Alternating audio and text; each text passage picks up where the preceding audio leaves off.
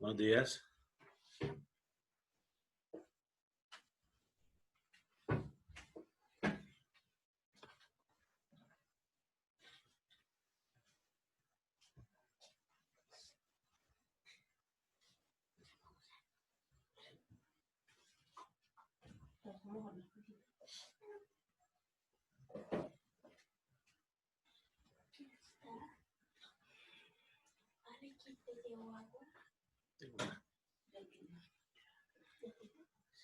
Gracias. Hola, Juancho, buenos días. Buenos días, profe. ¿Cómo es, hermano? ¿Bien? Bien, sí, señor. Ok, vamos a dar unos minuticos para que lleguen los demás compañeros y arrancamos, ¿vale? Bueno.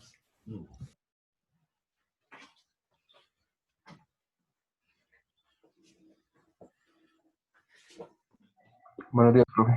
Hola, Danilo, ¿cómo vas? Bien, sí, señor. Listo, compadrito, un par de minuticos y ya comenzamos con el tema.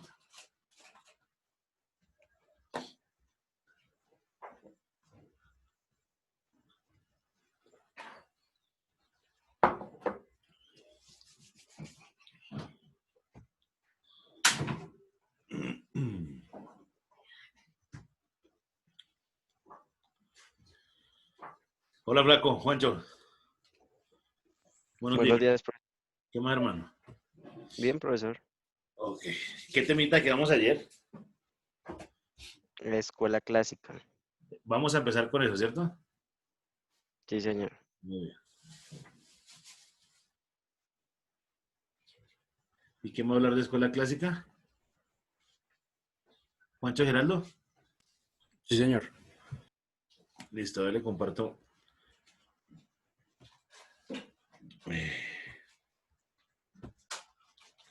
Listo, conéctate entonces y damos inicio entonces. Dale pues.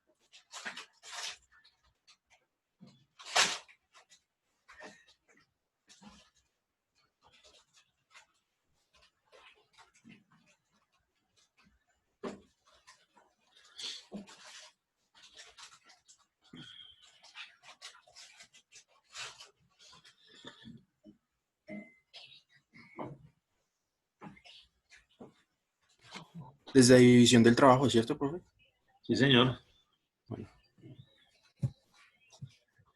Las presentaciones que me van haciendo me las regalan a mi correo, por favor. Bueno, división del trabajo, como habíamos quedado ayer, Adam Smith consideró que a través de la división del trabajo, el obrero iba especializándose cada vez más en su función. Y pues esto permitía que al ganar más experiencia en determinadas tareas, estas iban perfeccionándose a través del paso del tiempo. A su vez, este fenómeno favorecía el desarrollo técnico de las tareas. Esto ocurría porque los obreros especializados tenían cada vez más conocimiento sobre la tarea, permitiéndoles el desarrollo de nuevas herramientas y nuevas técnicas, y por lo cual le permitía desarrollar la tarea de forma más eficiente y mecanizada. Perfecto, deme un ejemplo, Juan, de eso. Pues ayer estábamos hablando de en una fábrica, en la producción de carros. Muy bien. Alguien se encarga de ensamblar las llantas, hacer el tapizado y así, cosas así. Y todo eso ocurre para que pase ¿qué en la economía o en la empresa? Para que sea, como dice Adam Smith, para que sea más eficiente y ahorro de tiempo. Perfecto, y también la disminución de costo.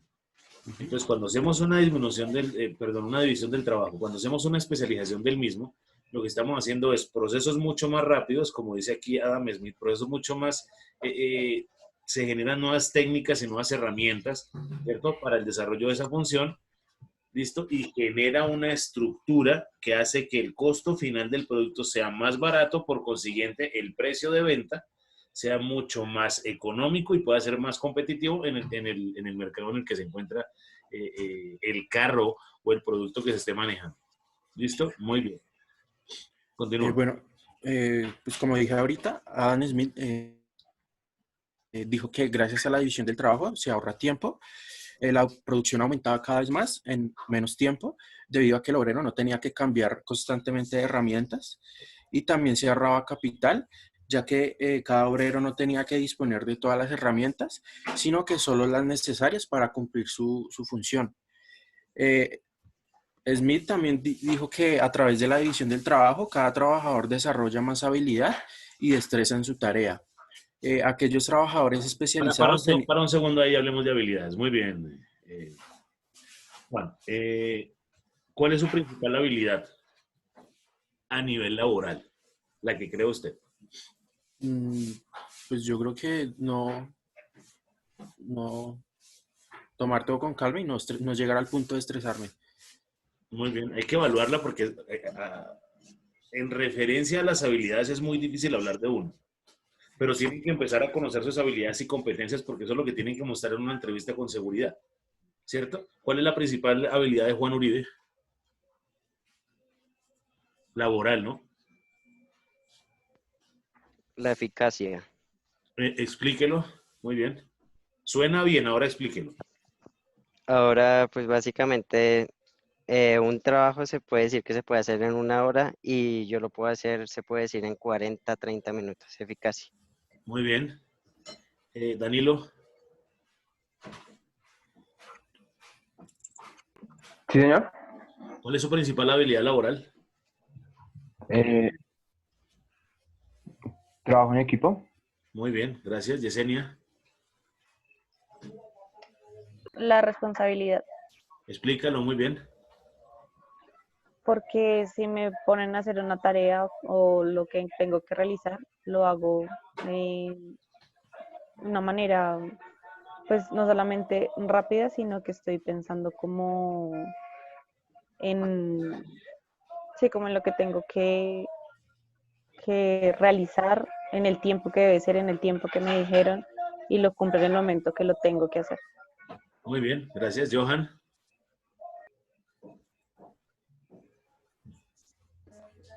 Yo diría que el orden, ¿cómo es eso? en el sentido en que me gusta ser muy organizado con mis cosas, tener cada cosa en su lugar y un tiempo específico para cada cosa. Ok, eso suena confunde y reinarás, pero está bien. Michael, También la responsabilidad y el orden. Pues el orden sobre todo porque, digamos así, soy muy, pues, valga la redundancia, organizado para hacer las cosas. perfecto. Tienen que preparar un poco más las respuestas porque esto de aquí en adelante les va a ocurrir muchas veces cuando tengan entrevistas, cuando tengan ascensos, cuando estén en el desarrollo de la universidad, porque suena bien que hablemos de responsabilidad, pero hay que colocarlo con un argumento un poco más lógico. Suena bien la organización. El tema es, resulta que, voy a dar un ejemplo para que quede un poco más claro. Resulta que yo tengo una empresa que se llama Arturo Calle. Repito, es un ejemplo. Si esta estructura, perdón un segundo, padre, estoy en clase, le marco ahora. Listo, padre. Entonces, la estructura lógica, ¿cuál es? Yesenia, cuéntenos cómo dobla usted sus blusas y Johan Díaz, cuénteme usted cómo dobla sus camisas. Para hacer un contexto sobre la organización y lo tengan claro. ¿Cómo doblas tus blusas, Yesenia?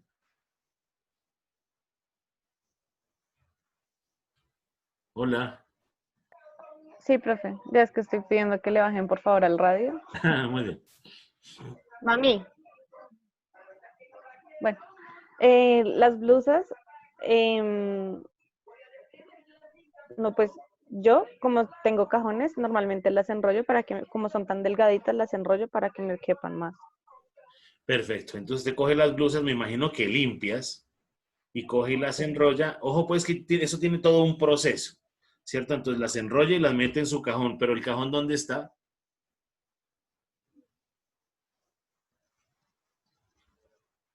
Dime, profe, qué pena. ¿El cajón dónde se encuentra? En el armario, Perfecto. ¿Y el armario dónde se encuentra? en mi habitación. Perfecto. Entonces, como nadie vive con Yesenia de los que están en esta clase, entonces uno asume o como Yesenia lo dice, ella asume que nosotros sabemos pero no conocemos. Por eso es importante que tengamos claro eso. Y a eso me refiero al tema de orden o de responsabilidad. Entonces, hay un armario que tiene un cajón que está dentro del cuarto de Yesenia, ¿cierto? Y me imagino que ella coge la ropa limpia, la hace un rollito y la mete en su cajón, ¿listo? Yo no sé si va por colores o como caiga, perfecto, eso fue lo que entendimos. Johan, ¿usted cómo organiza sus camisas?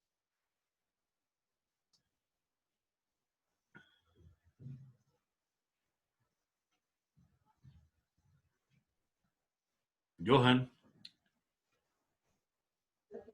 La profe es que está con el internet muy malo. Pues normal, las doblo ya limpias, pero yo sí las apilo, o sea, unas sobre otras. ¿pero las Y guarda ya en el después mismo en el cajón de momento que son muy Yesenia o viejas, cómo es la vaina?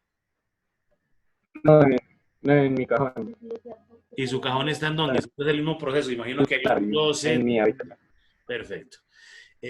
Recuerden lo que dije inicialmente. Vamos a suponer que yo tengo una empresa que se llama Arturo Calle y voy a contratar a Yesenia y a Johan. Imagínense donde Yesenia coja las camisas, ¿cierto? Y haga una bolita y las guarde por allá en un cajón. ¿Cómo vendo? Entonces, ojo pues que el tema del orden es un poco complejo, porque el orden pertenece a una planeación estratégica que corresponde a cada empresa. Entonces, yo no sé a Yesenia quién le enseñó a doblar la ropa así, pero a ella le funciona, ¿cierto? Porque como son tan delgaditas y no sé qué carreta hemos explicado ahorita, entonces le caben más.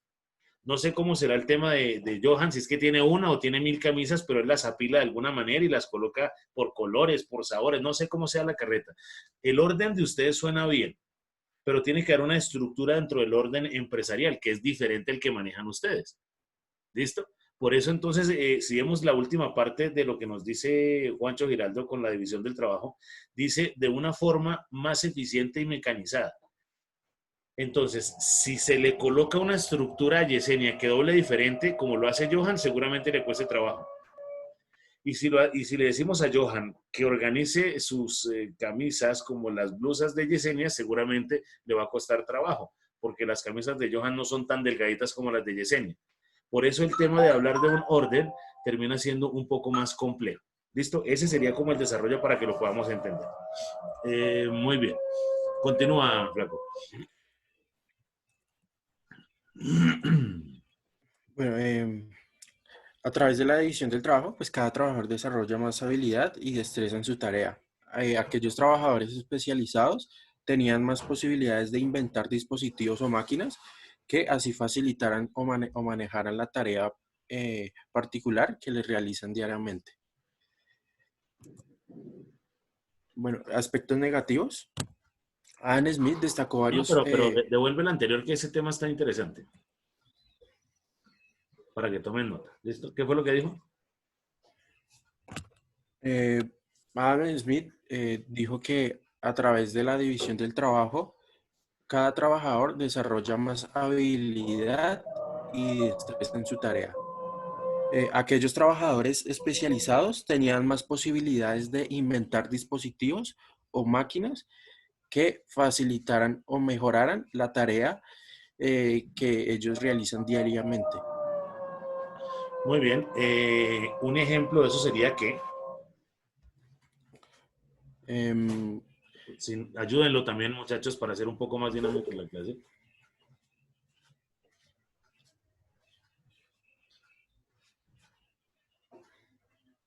Una ayuda en este momento, nosotros podemos desarrollar la clase sin presentación, ¿cierto? Pero es mucho más lúdico y pedagógico tener la presentación porque podemos tomar algunas notas. El aporte de que hace cada uno también nos genera un valor agregado al desarrollo de la clase. Ese podría ser un ejemplo de una herramienta para el desarrollo de esta clase. Pero me gustaría que generara cada uno un ejemplo para ver si el tema queda absolutamente claro.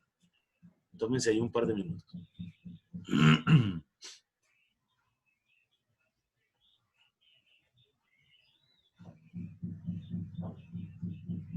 Acuérdense que son las herramientas. El desarrollo de la herramienta sería el ejemplo.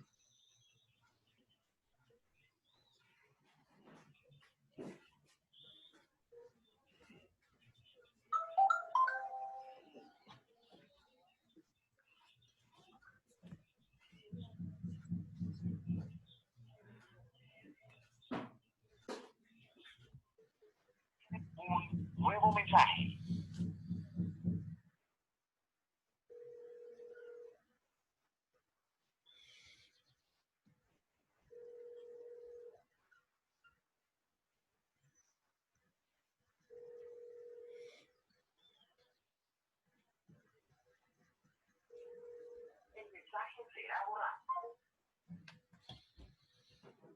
Listo, háganle pues.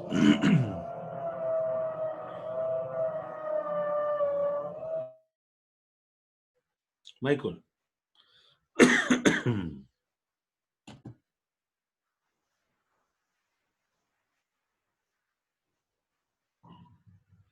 Yesenia, Johan, alguno, hágale pues con el ejemplo.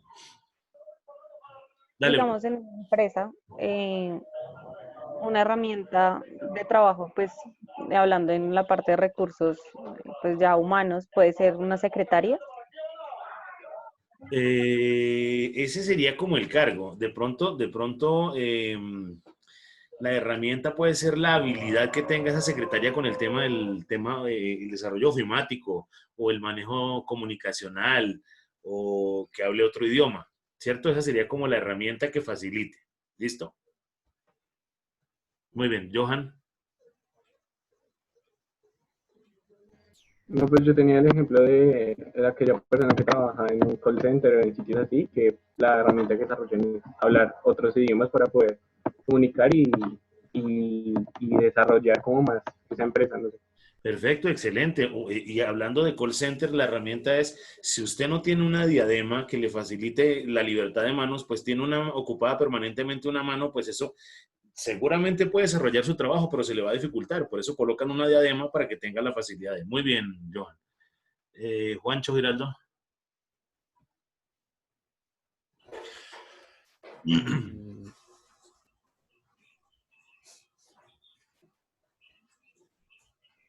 No, profe, ahí sí me corchó.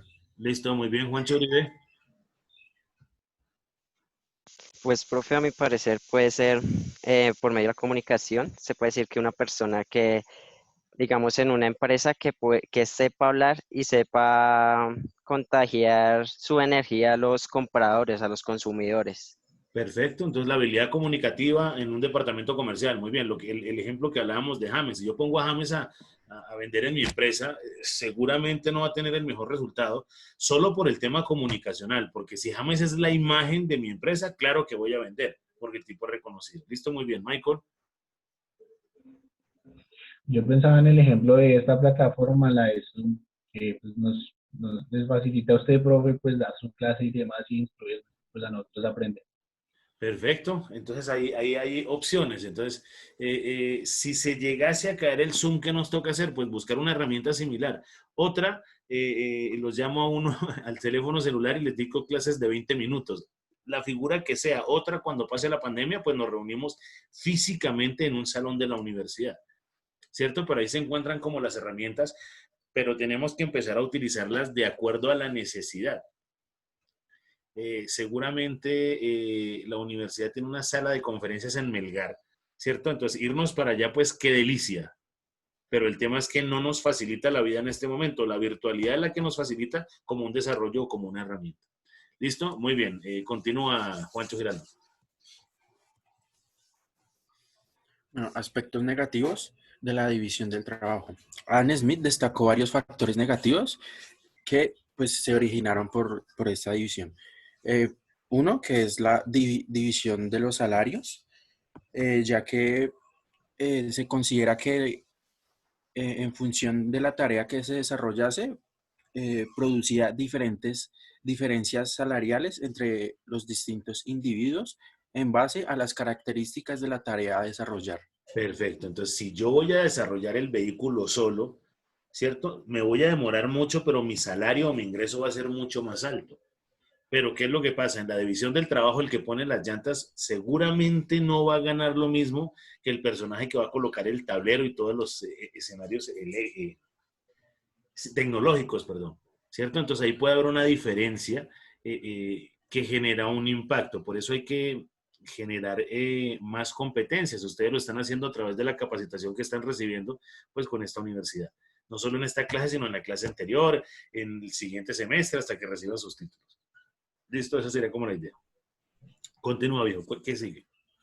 Otra sería el deterioro del conocimiento, ya que Adam Smith consideraba que el deterioro del avance del conocimiento al desarrollar labores muy mecanizadas y monótonas.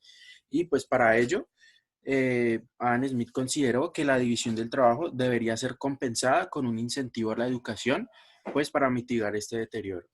Perfecto. Si usted se dedica a contestar permanentemente cartas de reclamos vamos a suponer que usted trabaja en un banco, pues solo se concentra en eso y deja de conseguir otras habilidades, de hablar otro idioma, de conocer alguna otra estructura de la empresa, de conocer otra área del departamento de la empresa, y simplemente sí hay un deterioro del conocimiento, porque no conoce otras áreas, porque no conoce otras estructuras. Eso va muy ligado a lo que dice Juan respecto a esa monotonía del trabajador. Hay momentos donde ya lleva demasiado tiempo en ese mismo cargo, pero todos lo seguimos desarrollando por un tema de necesidad, como lo veíamos inicialmente, ¿cierto? ¿Será que pensionarse en Colombia va a ser fácil?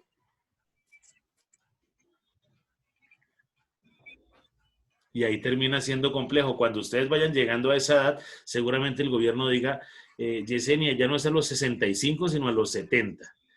Y cuando Johan Díaz vaya llegando a los 67, le van a decir no a los 67, sino a los 70 y algo. Entonces ahí van corriendo como el escenario y cada vez va a ser más difícil, entendiendo que esa pensión se hace con un promedio de los últimos años. Entonces, si su promedio de los últimos años es un salario mínimo, pues va a ser muy complejo pues ese ingreso de pensión cuando seamos viejitos. ¿Listo? Muy bien. Continúa. Perdóname, Bueno, tú decías que, Juan, que Adam Smith lo compensaba, ¿cierto? Con unos bonos educativos, fue lo que entendí.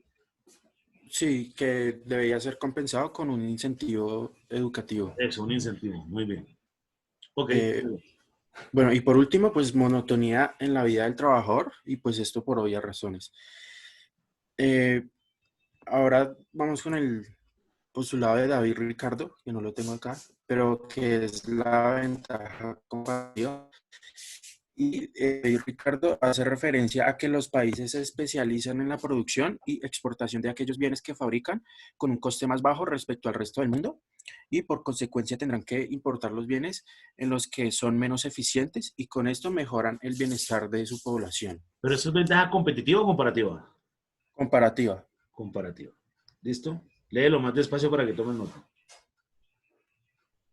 Eh, bueno, David Ricardo.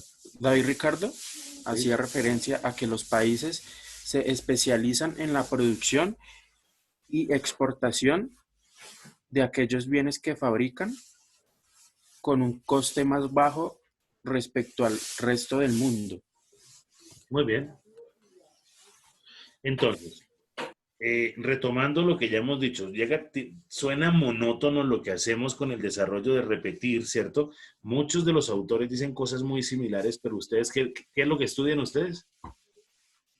Comercio exterior. Perfecto. Y si estamos hablando de ese comercio exterior, tienen que estar pendientes, ¿cierto? ¿Qué productos requiere el mercado mundial para que ustedes tengan la posibilidad de llevar ese producto? ¿Será que ustedes pueden generar una exportación de Perú a España desde Colombia?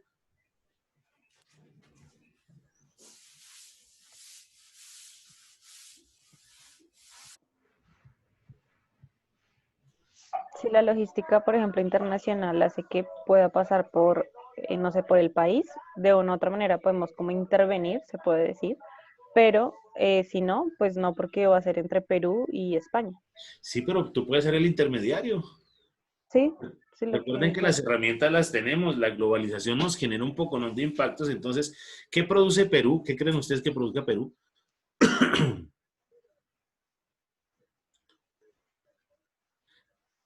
Niños, Cobre, si no estoy mal. cobre, eso lo hace Chile también, pero listo, Perú produce eso, produce papas, produce textiles, ¿cierto? Entonces, ¿qué es lo que pasa?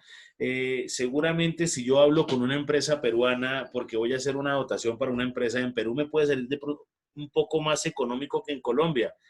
Juego con las tasas representativas del mercado porque las exportaciones las podemos manejar o las debemos manejar en dólares o en euros. Entonces Yesenia hace un contacto con Perú, ¿cierto? Recibe una comisión, hace el contacto con España, donde se va a mandar esos productos y ella desarrolla la comercialización como si fuera la empresa de ella. ¿Listo? Simplemente ponemos en contacto y se genera ya el desarrollo sin necesidad de que pase por Colombia, sino lo hacemos directo. Me disminuye costos de transporte, costes de logística y simplemente con cartas de crédito o las estructuras que manejamos inicialmente se puede desarrollar. ¿Listo? Ese sería como el contexto natural. Ya el proceso, para eso los contrataría a ustedes cuando se gradúen. Cuéntenme cómo es el proceso, cómo lo desarrollamos y cómo me hacen disminuir el costo para que la rentabilidad sea mejor. ¿Listo? Muy bien. Bueno, sigue el origen de la escuela clásica y el inicio de este pensamiento económico se suele fijar en el año 1776, cuando se publicó una obra de Adam Smith que se titula Una investigación sobre la naturaleza y causas de la riqueza de las naciones. Su desarrollo posterior se vio marcado por una época en donde el capitalismo era el sistema económico dominante y la revolución industrial generaba importantes cambios socioeconómicos. Perfecto, entonces miremos algo importante. El libro naturalmente, o sea, todos hablamos de la riqueza de las naciones, pero es para darle una versión corta al título. Pero es una investigación y son varios tomos. Entonces, si yo empiezo a analizar, voy a hacer preguntas medianamente locas. Yesenia, ¿cuánta plata tiene su familia? Y no me refiero a plata efectivo, sino me refiero a la riqueza de... Entonces tienen 2 apartamentos que suman 400 y un carro que suma 100. Entonces, no sé, podemos llegar a 800. No quiero meterme pues en el tema financiero de cada uno. Pero cuando hablamos de la riqueza de la nación, lo más cercano que conocen es pues su familia. A veces Yesenia, Michael y Johan dicen, me mamé en la casa y me voy. ¿Listo? Entonces, si se van a ir de la casa, tienen que pensar en la riqueza ahora de su nación. Porque usted se va de la casa de sus padres y la casa es de su papá, el carro es de su papá, la plata es de su papá, el cuadro de ¿cómo se llama eso que tiene ahí detrás, Johan, que se me olvidó? Quijote de la Mancha. Excelente, el Quijote y Sancho Panza que está al otro lado es de su papá, entonces cuando vaya a salir, tiene que pensar ahora en su nueva riqueza de la nación. Entonces, ¿qué tienen ustedes para sacar eso? Claro, entonces eso es lo, devuelve la diapositiva, Juan. Eso era lo que decía este personaje con el tema de la riqueza de una nación. En ese momento, recuerden, como muy cercano al mercantilismo, era atesorar. ¿Listo? Y algo bien complejo cuando viene el desarrollo, después de la escuela clásica, viene el tema de, o la continuidad que se le da al capitalismo, ¿cierto? Nos encontramos con un impacto gigante que se llama revolución industrial, que eso también empieza a generar unos impactos más complejos cuando empezamos a hablar de horarios de trabajo fuertes, donde ya empezamos a, pues, a tener los horarios y a empezar a presionar por unos indicadores, que son la eficiencia, la eficacia, la efectividad, algo que decía el otro Juan, se me olvida el apellido, Juan Uribe, ¿cierto? Cuando él decía que hacía el trabajo rápido, no, tenemos que empezar a hablar de indicadores. Sí, eficiencia, eficacia, efectividad y poderlo explicar, que más o menos lo manejaron en algún momento Juan y Yesenia. ¿Listo? Continúa, viejo. Bueno, sigue la mano invisible. La mano invisible expresa la capacidad de una economía de mercado en obtener automáticamente el máximo bienestar social a través de la búsqueda del interés propio. Muy bien. Ahí podemos relacionarlo con oferta y demanda. Aquí vienen otros contextos. ¿Cuál es la idea del empresario con el precio del producto? ¿Qué creen ustedes que quiere un empresario con el precio de su producto?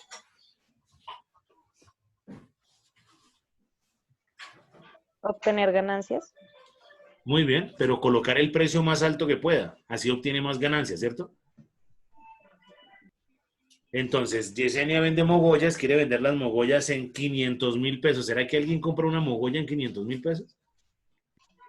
No. Perfecto. Eso es lo que quiere el empresario. Pero ¿qué quiere el consumidor? Comprar una mogolla en 1 peso. ¿Será que conseguimos una mogolla en 1 peso? No. Entonces, ese cruce de los 2 escenarios entre la oferta y la demanda es lo que se conoce como la mano invisible, donde yo voy a regular el precio. Ocurre otro escenario en el tema laboral. Resulta que uno como empleado quiere ganarse 30 o 40 millones de pesos, ¿cierto? Sin capacitarse mucho. ¿Y qué quieren las empresas? Y esto lo notan bajo una estructura real. Las empresas quieren empleados muy jóvenes que tengan mucho estudio, pero que cobren muy poquito. Entonces aquí viene un problema. Esa mano invisible o ese cruce tiene que ser natural. ¿Será que existe un personaje de 23 años que tenga maestría, doctorado y 15 años de experiencia? Eso no existe. Sin embargo, hay empresas locas que lo piden. O sea, más o menos usted a los 7 años tiene que estar siendo gerente de un banco para tener todo eso que está pidiendo la empresa. Entonces, ahí empezamos con unos escenarios que son bien complejos de entender y la mano invisible lo neutraliza o lo naturaliza de forma real en una economía. ¿Listo? Muy bien.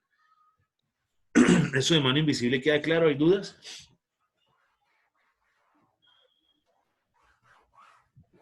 Listo, viejo, continúo. Bueno, para complementar sobre la mano invisible, esto es como una autorregulación del mercado y que cuanto menos control político o gubernamental exista en las economías, más fácilmente encontrarán su bienestar. Eh, Adam Smith influía que los mandatarios deben ocuparse de otros ámbitos más enfocados en la defensa o la justicia, dejando al mercado a su libre funcionamiento. Y pues por consecuencia, los individuos se comportan de tal manera que puedan actuar sin intereses del Estado. Entonces el tema es que es cero intervención en política económica y lo que decíamos, pues que haya vías, policías y toda esa carreta. Muy bien. Por último, las características de la escuela clásica, que Tomen nota de eso, por favor. el libre mercado dará como resultado una asignación óptima de los recursos. Espera un segundo que tomen nota y vamos explicándola una a una. ¿Listo? Dará como resultado una asignación óptima de recursos. ¿Por qué crees que ocurre eso? Pues porque como cada mercado funciona sin ninguna intervención del Estado y bajo sus propias leyes, pues ellos son los que dirán cuánto yo le voy a asignar para producir tal cosa.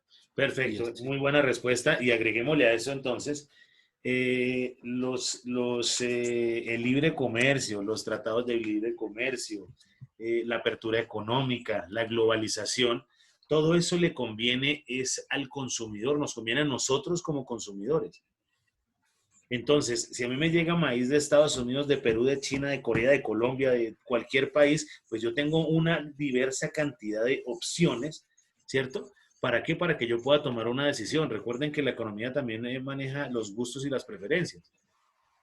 Eso suena muy bien y yo puedo escoger entonces por precio, por calidad, por, no sé, textura, miles de carajadas que puedan ocurrir. En Colombia conocemos de pronto una o dos variedades de maíz, pero hay cualquier cantidad de opciones con maíz. Hay maíz baby, desgranado, la mazorca dulce, bueno, un poco de carajadas. Pero repito, como consumidor me genera pues hasta placer tener esa gran cantidad de opciones. Pero si lo miramos dentro de la economía nacional, el productor de maíz en Colombia se va a sentir agredido. ¿Por qué? Porque llegan muchas opciones y no, el gobierno se presume que el gobierno no le está generando ese valor agregado que implica. Si es productor nacional, pues implica nóminas colombianas, significa impuestos colombianos y significa todo lo que implica los salarios adicionales. Me explico, el que comercializa, el de la tienda, ¿cierto? Entonces no es solo el que produce el maíz, sino hay un poconón de gente alrededor de eso que también genera ingresos. ¿Listo? Entonces por eso se habla que el libre mercado dará como resultado esa asignación óptima de recursos. ¿Listo? Muy bien. La segunda, Juan. Segunda, el gobierno debe abstenerse de intervenir en el funcionamiento del mercado. Muy bien, cero intervención del Estado en política económica. Tercero, los precios se ajustan de manera natural al alza o a la baja. Esto incluyendo los salarios y pues para que los mercados logren su equilibrio. Muy bien. La pregunta inicialmente es para Juan, pero la agrego para todos. ¿Cuándo sube el precio de un producto? ¿Cuándo pasa qué? Acuérdese que estamos en fundamentos de economía, pero ¿cuándo el precio de un producto sube? Cuando está escaso, ¿no, profesor? Muy bien. Johan, colócale un punto a Juan Uribe. ¿Cuándo más? Hay 10 respuestas, cada uno puede dar una para ganarse su punto. Cuando ese producto es muy apetecido, ¿Cómo así? digamos, si ese producto es muy apetecido, que casi toda la gente lo quiere, Ah, ok, ya es entiendo. O sea, cuando la gente quiere más el producto, correcta. entonces resulta que hay más demanda que oferta. ¿Sí es así? Sí, señor. Listo. Ahora póngale un punto a Danilo. Muy bien, viejo.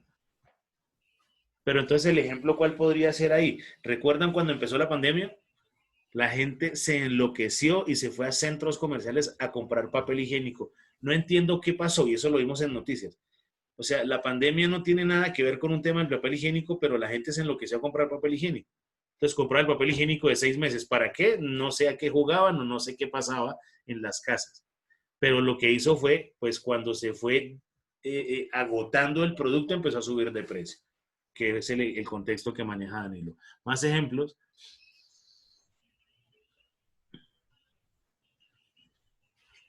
Digan la tamaña locura que se les ocurra.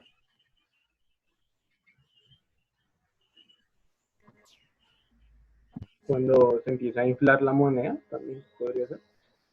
Cuando se empieza a inflar la moneda. ¿Cómo así? ¿Estamos en una piñata? ¿De qué estás hablando, Johan? Pues cuando, sí, no sé si ese es el término, pero cuando la moneda empieza a subir como su valor, pues los precios también aumentan. Pero listo. Yo propendo por entender lo que usted dice, pero ya no diga que se infla la moneda, sino la tasa representativa del mercado. ¿Listo? Porque estamos hablando ya del fundamento económico, tiene una variación. ¿Listo? Eso suena bien. O sea, mejor dicho, póngase un punto, pero le voy a dar contexto. Eso es cierto cuando los productos son importados y la tasa representativa del mercado sube.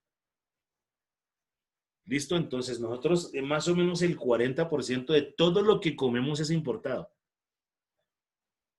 ¿Listo? Entonces ahí empezamos a tener ese impacto que es complejo y hace que el precio suba. Entonces, ¿qué producto creen que comemos importado?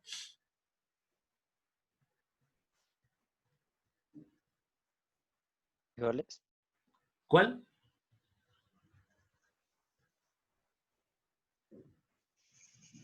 Juan Churibe, ¿cuál? Frijoles. Ah, frijoles. Yo le entendí el Dolex. Bueno, aunque el Dolex también es importado, pero está bien. Listo, frijoles, pero también hay frijoles de consumo interno. También encontramos las lentejas, muy bien. También encontramos bebidas gaseosas, también encontramos cervezas, licores, harinas, casi todo. Inclusive, usted se va a una grande superficie que se llama PriceMart, ¿cierto? Esa es una cadena que es americana, pero allá va a encontrar muchos más productos importados. Si se dispara la tasa representativa del mercado, que eran las bombas que estaba inflando Johan ahora, eso hace que ese almacén sea un poco más costoso que un éxito. ¿Listo? Entonces ahí empezamos a encontrar como las características de por qué sube. Listo. Y ahora los que no han participado, cuando un producto baja su precio, o por qué ocurre, o cuándo ocurre eso. También tiene que ver con el alza o el bajo, o sí, cuando sube o baja el dólar. El dólar no sube o baja, lo que sube es la tasa representativa, Yesenia. Ok, la tasa representativa, pero pues ya lo habíamos dicho. Perfecto. Incremento o disminución. Y empezamos a colocar los términos. Muy bien. Me gustan los aportes que están haciendo ahora. ¿Cuándo más baja el precio de los productos? Cuando hay poca demanda. Cuando hay poca demanda. Muy bien. Un punto para Michael y uno para Yesenia. ¿Qué más?